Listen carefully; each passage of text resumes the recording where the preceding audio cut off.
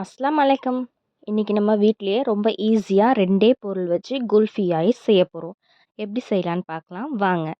அதுக்கு ஒரு முதல்ல அடுப்புல ஒரு பேன் வச்சுக்கோங்க.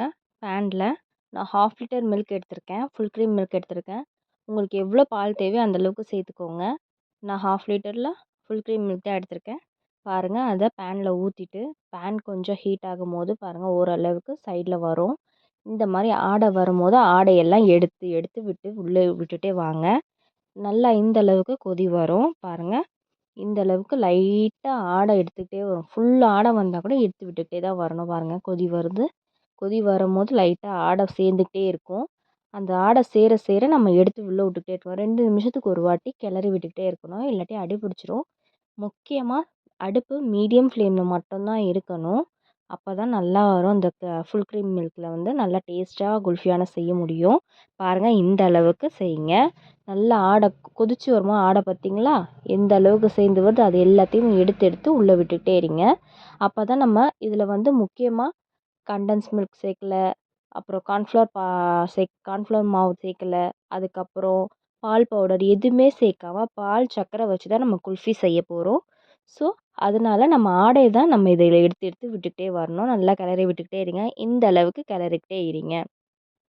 பாருங்க இந்த அளவுக்கு. நல்லா கொதிச்சு வரும்போது தான் நிறைய ஆடை சேரும். இப்போ சைடில் இருக்கிறதெல்லாம் எடுத்து எடுத்து விட்டுக்கிட்டே இருங்க. நான் சொன்ன மாரி 2 செகண்டுக்கு ஒரு வாட்டி எடுத்துக்கிட்டே இருங்க. ஓகேவா? நல்லா பாருங்க இந்த அளவுக்கு கொதி வருது பாருங்க. கொதி வர வர ஆடை நிறைய வந்துக்கிட்டே இருக்கும். நல்லா திக்கா ஆகணும் பால். 1/2 லிட்டர் பால் கால் இதுக்கு வர அளவுக்கு திக் பண்ணுங்க. அதுக்கப்புறம் நான் கொஞ்சோண்டு கேசர் எடுத்திருக்கேன். ஒரு லைட் எல்லோயிஷ் கலருக்காக நான் எடுத்திருக்கேன். இது முழுக்க முழுக்க ஆப்ஷன் தான். உங்களுக்கு தேவையில்லைன்னா இது கண்டிப்பா ஸ்கிப் பண்ணிக்கலாம். பாருங்க எனக்கு லைட் எல்லோயிஷ் கலர் கிடைக்கிது. அதே போல் நல்லா திக்காகிற அளவுக்கு ஆகுது பாருங்க. இந்த ஸ்டேஜில் நம்மளுக்கு 1/2 கப் அளவுக்கு நான் சர்க்கரை சேர்த்துக்கிறேன். உங்களுக்கு எவ்வளோ ஸ்வீட்னஸ் தேவைப்படுதோ அந்த அளவுக்கு சேர்த்துக்கோங்க. சேர்த்துட்டு நல்லா கிளறி விட்டுக்கிட்டே இருங்க. அந்த ஆடையெல்லாம் எடுத்து எடுத்து உள்ளே மறுபடியும் விட்டுக்கிட்டே வாங்க. கை விடாமல் எடுத்துக்கிட்டே இருங்க. 2 நிமிஷத்துக்கு ஒரு வாட்டி கிளறிக்கிட்டே இருங்க. இந்த அளவுக்கு கிண்டிக்கிட்டே இருக்கணும். நல்லா பாருங்கள். நல்லா திக்காகும் பாருங்கள். நல்லா கொதிக்க கொதிக்க தான் நம்மளுக்கு அந்த பால் வந்து சுண்டி வரும்.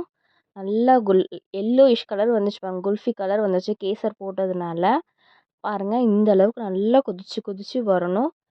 1/2 லிட்டர் பால் 1/4 லிட்டர் பால் அளவுக்கு ஆகணும். பாருங்கள் இந்த அளவுக்கு நான் கிட்ட காட்டுறேன் பாருங்கள். நல்லா கொதிச்சு எவ்வளோ கெட்டியாக இருக்குது பாருங்கள். நான் சைடில் காட்டுறேன் பார்த்தீங்களா? நல்லா இந்த அளவுக்கு திக்காகணும். இந்த ஸ்டேஜில் தான் நம்ம பாதாம், பிஸ்தா, முந்திரி 3த்தையுமே நான் பொடிச்சு ஏற்கனவே வச்சுருக்கேன். அதையும் உள்ளே சேர்த்துக்கோங்க. இது வந்து கேசர் பாதாம் மாதிரி நான் செய்கிறேன்.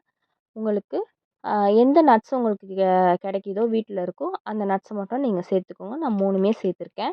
நல்லா இந்த அளவுக்கு கிளறி விட்டுக்கிட்டே இருங்க. பாருங்கள் இப்பயும் நம்மளுக்கு கடாயே தெரிகிற அளவுக்கு பால் சுண்டி வந்திருக்கு பாருங்கள். சைடில் இருக்கிறதெல்லாம் எடுத்து எடுத்து விட்டுட்டே வாங்க.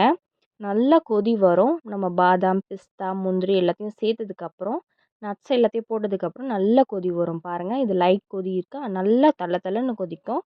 பாருங்கள் நான் காட்டுறேன்.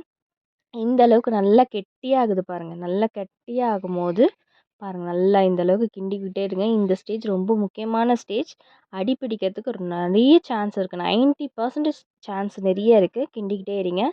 கிண்டினதுக்கப்புறம் இந்த அளவுக்கு கட்டியானதுக்கப்புறம் ஆஃப் பண்ணிவிட்டு நல்லா ஆற வச்சுருங்க. ஆற வச்சுட்டு இந்த அளவுக்கு இதை வந்து குல்ஃபி மோல்டு இருந்தால் நீங்கள் சேர்த்துக்கோங்க. இல்லாட்டி டீ குடிக்கிற டம்ளரில் எல்லாத்துலேயும் ஊற்றிட்டு ஒரு ஃபாயில் போட்டு மூடி ஒரு ஐஸ்கிரீம் ஸ்டிக்கு வச்சு நீங்கள் ஃப்ரிட்ஜில் ஒரு 8 ஹவர்ஸ் வைக்கணும். பாருங்கள் நான் எல்லா மோல்ட்லேயும் நான் ஊற்றிக்க போகிறேன். நான் குல்ஃபி மோல்டில் எல்லாத்துலேயும் ஊற்றிட்டேன்.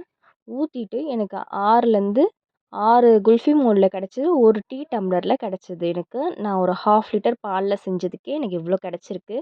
நீங்கள் இன்னும் 1 லிட்டர் 1 1/2 லிட்டர்லாம் செஞ்சிங்கன்னா உங்களுக்கு நிறைய கிடைக்கும். ஸோ பசங்க பெரியவங்க எல்லாருமே நல்லா சாப்பிட்லாம். பாருங்கள் எல்லாத்தையுமே ஊற்றிட்டேன். இப்போது 8 ஹவர்ஸ்க்கு ஃப்ரிட்ஜில் வச்சுக்க போகிறேன். பாருங்கள் இது ஃபுல்லாக ஊற்றிட்டு 8 ஹவர்ஸ் ஃப்ரிட்ஜில் வச்சுருங்க. 8 ஹவர்ஸ்க்கு அப்புறம் தான் நீங்கள் ஓப்பன் பண்ணணும். நடுவில் ஓப்பன் பண்ண தேவை கிடையாது. இப்போ 8 ஹவர்ஸ்க்கு அப்புறம் நான் எடுத்து காட்டுறேன் பாருங்கள். நல்லா எந்த அளவுக்கு குல்ஃபி ஃப்ரீஸ் ஆகிருக்குன்னு. இதை அப்படியே ரீமோல்ட் பண்ண முடியாது. இது நம்ம தண்ணியில் காமிச்சு தான் எடுக்கணும். அதுக்கு டேப்பை திறந்து விட்டு நல்லா இந்த மாதிரி எந்த இடத்துல எடுக்கிறீங்களோ அதை எடுத்துக்கோங்க. நல்லா சுற்றுனீங்கன்னா பாருங்கள், நல்லா சுற்றி வருது குல்ஃபி. சுற்றிட்டு எடுங்க. எடுத்தோடனே குல்ஃபி சூப்பரான அப்படியே மலாய் குல்ஃபி டேஸ்ட்டில் அப்படியே மலாய் மாதிரியே இருக்குது பாருங்கள். எனக்கு பார்க்கவே ரொம்ப டெம்ப்டிங்காக இருக்குது. ட்ரை பண்ணி பாருங்கள், எல்லாருக்கும் ரொம்ப பிடிக்கும். சப்ஸ்கிரைப் பண்ணாதவங்க சப்ஸ்கிரைப் பண்ணிக்கோங்க. டாட்டா, பாய் பாய்.